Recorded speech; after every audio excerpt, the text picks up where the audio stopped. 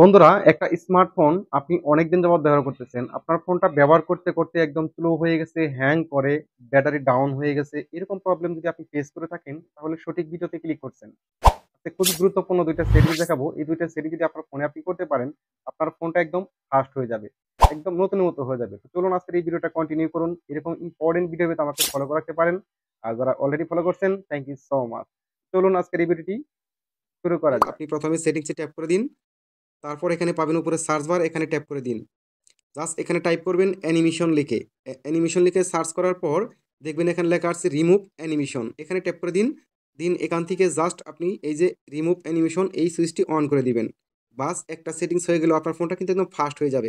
এখান থেকে back button press করবেন। তারপর এখান থেকে আমরা আবারও সেটিংসে চলে আসবো। এখান থেকে পাবো ডিসপ্লে অ্যান্ড ব্রাইটনেস, এখানে ট্যাপ করে দেবো। এখান থেকে একটু নিচে আসতে হবে, একটু নিচে আসতে হবে। এখানে আমরা পাবো স্ক্রিন রিফ্রেশ রেট, এখানে ট্যাপ করব। জাস্ট এখান থেকে 60 গিগাহার্টজ, এই 60 গিগাহার্টজ আমাদেরকে সিলেক্ট করতে হবে।